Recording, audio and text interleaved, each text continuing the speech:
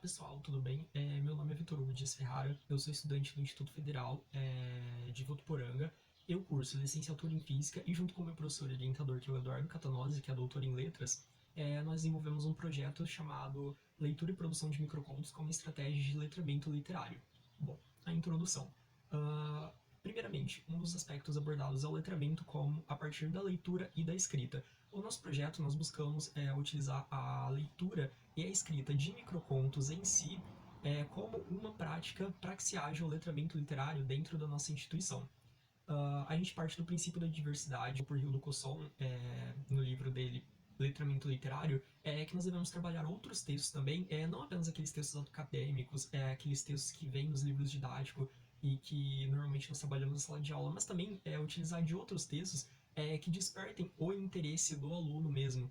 Utilizar da ficção, por exemplo, gibis, literatura e outros meios que não apenas aqueles textos maçantes que eles já estão acostumados na escola, como forma de estimular a leitura e fazer com que eles criem um apreço pela literatura e desenvolvam sua linguagem. Com isso, eu citei aqui, por exemplo, nos tópicos que a leitura deve abranger o cotidiano, ou seja, utilizar também de textos cotidianos, de temas cotidianos. E isso é muito interessante, porque como eu citei aqui, o microconto, ele parte do minimalismo, porque o microconto, ele é um conto, porém hiper breve, ou seja, você vai ter uma limitação de no máximo 150 caracteres. Isso vai fazer com que a estrutura dele seja extremamente reduzida e ele se utilize bastante da intertextualidade e da transficcionalidade. Ou seja, muitas vezes o microconto ele vai fazer um apelo, tipo, ele não vai necessariamente contar uma história. É claro, o microconto ele tem um número limitado de personagens, um espaço de tempo também limitado, um espaço definido, porém, muitas vezes ele vai lançar uma ideia e ele vai convidar o leitor a interpretar com base no seu saber e assim desenvolver suas competências intertextuais. Também vai se valer muito do conhecimento de cânones, por exemplo, que o leitor tem, de modo a estimular mesmo o pensamento, estimular a criatividade e também levar o leitor a refletir. Com isso, a gente tem que o microconto como uma ferramenta muito poderosa, porque, por exemplo, o microconto ele consegue abordar vários temas da vivência de uma pessoa e desenvolver e se adequar ao cotidiano, aos interesses da pessoa. E também pelo fato de ser um estilo de leitura hiper breve, nós conseguimos ganhar espaço dentro dos jovens que estão muito acostumados com leituras rápidas, posts de twitters e demais meios muito efêmeros. Então o microconto ele acaba conseguindo atingir esse público, já que como ele é um tipo de texto muito curto, a pessoa consegue ler rapidamente, reflete, ela consegue escrever seu próprio microconto, isso de uma forma muito rápida. Então, isso acaba fazendo com que haja maior adesão por parte do público jovem, que devido à globalização, aos meios de comunicação, mensagem instantânea, tudo, na hora acaba não tendo, às vezes, muita paciência e acabam não sendo estimuladas por leituras muito longas. Então a gente consegue bastante atingir esse público especificamente. Enfim, como objetivo do projeto, nós temos então promover o letramento literário por meio da leitura e escrita de microcontos. E a metodologia, bom, basicamente, primeiro, houve a pesquisa sobre o tema, tanto eu quanto o meu professor orientador, nós pesquisamos vários artigos que tratam do letramento literário em si. Eu, por exemplo, li bastante o livro do Rio do Cosson. Além do mais, nós pegamos vários artigos que falam mesmo sobre o microconto, a estruturação dele, que trata da brevidade, intertextualidade, transficcionalidade, narratividade, que são pontos muito importantes, que inclusive tem um artigo muito bom que está nas referências do meu trabalho, que foi o que me deu um arcabouço teórico para a fundamentação teórica. Além do mais, houve a produção de aulas, slides e vídeos. No caso, eu produzi alguns slides que foi aplicado pelo meu professor orientador nas aulas de língua portuguesa do ensino médio do Instituto Federal para as turmas de primeiro ano. Além do mais, nós gravamos vídeos também que foram disponibilizados no YouTube de forma não listada para que os alunos pudessem assistir e ter maior conhecimento desses microcontos em si. Também, e houve abordagem então nessas aulas síncronas por parte do meu professor orientador sobre a estrutura dos microcontos durante as aulas dele, e também houve a leitura dos microcontos. Nós disponibilizamos para os alunos alguns sites que contêm vários microcontos, são todos separados por categorias, então você pode ter contato com vários tipos de textos diferentes dentro desse subgênero, que eu diria microconto. É claro, algumas pessoas vão tratar como gênero, mas isso já é uma outra discussão. E por fim, houve a produção de microcontos pelos estudantes. É a forma que nós achamos para fazer com que os alunos escrevessem seus microcontos foi desenvolver uma espécie de um mini concurso dentro do nosso campus e houve uma grande adesão dos alunos a esse concurso e houve então a produção de microcontos pelos alunos. Essa produção, nós pedimos para os alunos em aula mesmo que escrevessem seus microcontos, mas também nós desenvolvemos uma espécie de um mini concurso dentro do nosso próprio campus para ser um pouco mais apelativo, para chamar a atenção deles e fazer com que o maior número de estudantes do ensino médio participassem do nosso projeto. Houve análise dos microcontos, que inclusive ao término da apresentação eu vou ler 3 microcontos que chamaram bastante atenção e fazer uma breve análise deles. Como resultados obtidos, nós tivemos uma adesão de em torno de 95% dos alunos ao nosso projeto, com um total de 60 participantes e 117 microcontos produzidos no ensino médio integrado, que foi onde nós aplicamos esse projeto. Como resultado, nós podemos dizer que os textos que foram elaborados pelos alunos também possuem uma qualidade assim excepcional. São textos, como eu citei aqui, bem elaborados e que dialogam com a intertextualidade, transficcionalidade e pensamento crítico, porque os alunos eles vestiram bem a camisa mesmo do que foi abordado na aula síncrona, que o meu professor orientador pregou.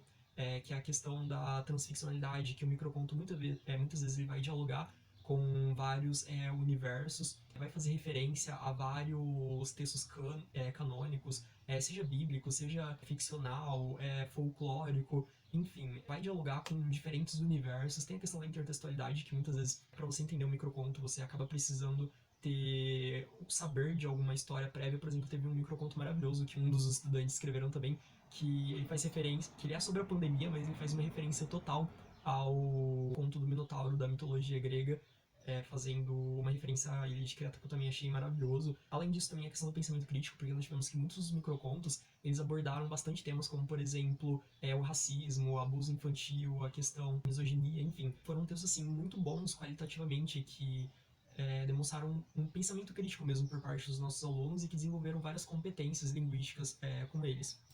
Bom, enfim, alguns dos microcontos recebidos. Eu vou começar pelo microconto que chamou bastante atenção, que é da autora Ângela Cecília Gracia dos Santos, que é uma das nossas participantes do ensino médio. O nome do microconto dela é Cravo e a Rosa. A rosa, de tanto ser machucada, agora usa os seus espinhos.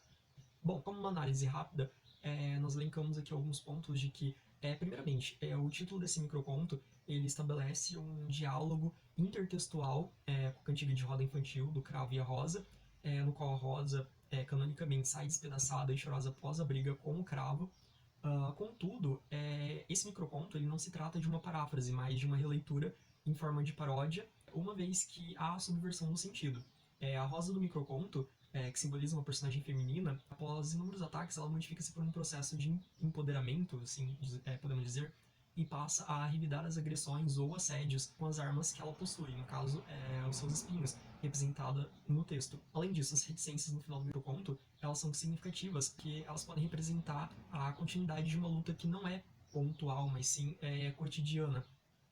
Observa-se também no título a ausência do artigo definido diante da palavra cravo e a presença do artigo feminino diante da palavra rosa, dois termos coordenados e unidos pela conjunção aditiva e, mas que diferem pela presença ou ausência do artigo. Essa distinção trata o cravo como qualquer um, em oposição à rosa, que é uma personagem que está gramaticalmente determinada, ou seja, individualizada, representando uma personagem feminina que possui direitos. Além disso, se a gente pensar que cravo unicamente o nome de uma flor, já rosa pode ser também o nome de uma flor ou o nome de uma mulher, há um reforço dessa representação da luta feminina em si. Dessa forma, a condição aditiva e pode ser lida também como uma condição adversativa, no caso, cravo versus rosa, em que esta última sai vitoriosa por aprender a usar os seus próprios espinhos como suas armas. Enfim, agora vamos para o microconto número 2, da autora Mariana de Souza Almeida. O nome do microconto dela é Vingança. Uma criança vai nadar na praia e não volta mais. Seu pé prendeu em um saco plástico. Nem o oceano mais pacífico perdoa. Bom, já começando de cara, o título desse microconto ele é composto apenas por um substantivo simples, que é vingança, e ele é grafado com letra minúscula. Ele não começa com uma letra maiúscula, mas esse V no começo é minúscula, podendo estar anunciando um fato corriqueiro, como se o título nem fosse o título de texto, por ser algo trivial, corriqueiro. A personagem representada, que é uma criança, também é indeterminada. Qualquer criança, sem nome ou sem especificação. Além disso, não se trata de um jovem ou adulto, mas alguém que ainda vai crescer, o que estaria representando o futuro, o qual passa a deixar de existir, já que a criança não volta mais, ou seja, morre afogado em sua infância. Tal afogamento, ele não é fortuito, mas ele é arquitetado pela natureza, vitimizada pela ação do homem, já que se trata de vingança, anunciada no título e reforçada pela última palavra do texto, perdoa. Ou seja, não há indulto. O crime sofrido pela natureza, que no caso é o oceano, está representado no saco plástico, no qual a criança prende o pé, uma vez que esse saco plástico não deveria estar lá no oceano. E na última frase há um jogo de palavras entre a palavra oceano e pacífico, sendo que esse pacífico pode representar tanto o oceano Pacífico mesmo, mas também esse pacífico pode estar como sentido de tranquilidade, paciência, pacato, impassível, criando aí um jogo de palavras. E finalizando, esse microconto aborda, então, o tema da educação ambiental. O terceiro microconto que nós escolhemos é o da autora Carolina Dias Fernandes, Alto da Barca do Inferno. O mal e o bem iam até as barcas, mas foram impedidos. E eu, a qual pertenço? Satã, exausto de mais viajantes, rebateu a questão. A você sobrou escrever. Esse texto representa, já no seu título, uma intertextualidade explícita sobre a peça teatral mesmo, Alto da Barca do Inferno, do autor humanista Gil Vicente, que foi publicada em 1517. Na peça, personagens alegóricos que representam tipos da sociedade da época.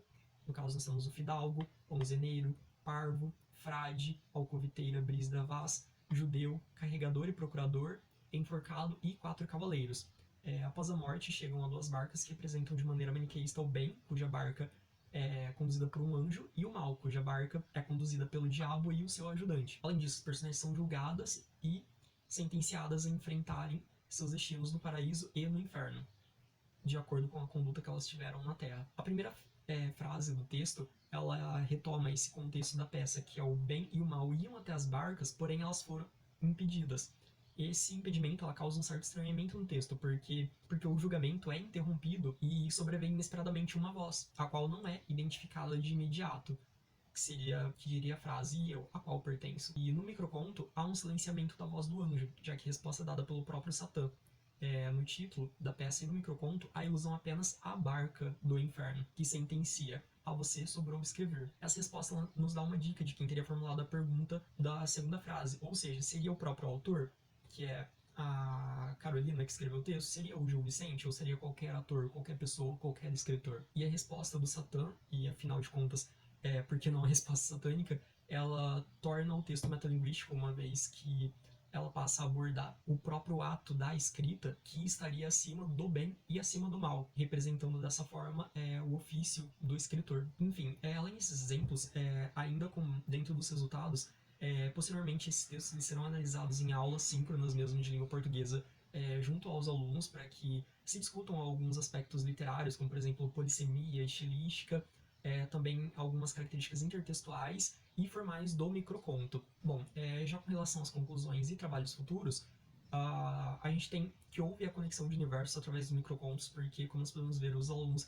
eles abordaram vários assuntos diversos, como por exemplo aqui nos exemplos de textos que eu li, nós tivemos, por exemplo, textos, nós tivemos, por exemplo, um texto que abordou a literatura humanística de Gil Vicente, outro que já fez uma alusão à cantiga do Cravo e a Rosa, outro que já abordou a natureza com relação à poluição dos oceanos. Então, assim, a gente viu que, e é claro, a gente teve outros 114 textos, e cada um desses textos abordavam temas bem distintos e fazendo referência a vários universos. E é aí que está a grande algo muito interessante, porque a gente viu que os alunos trabalharam bastante com a questão intertextual e transficcional do microconto. E você vê bastante que cada aluno, ele pega elementos da sua vivência, alunos que ele tem maior conhecimento, que ele gosta mais, e isso é justamente um dos pontos do microconto, porque o autor ele tem o direito de abordar temas que seja do interesse dele, que ele acha interessante, e é justamente assim que se dá o letramento literário, porque ele passa a desenvolver a leitura escrita em cima daquilo que ele gosta, que chama a atenção dele e que desperta o interesse nele.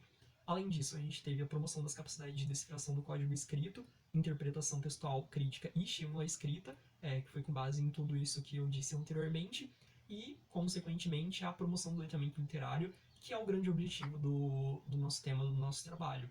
Bom, então, é isso, o nosso trabalho. Eu gostaria de agradecer a todos, ao meu professor orientador, que é o Eduardo Catanose, a todos os alunos que participaram, submetendo seus microcontos para nós, e a todo o restante da estrutura do Instituto Federal, que apoiou a gente, ajudou na divulgação e ajudou de forma geral no nosso projeto em si.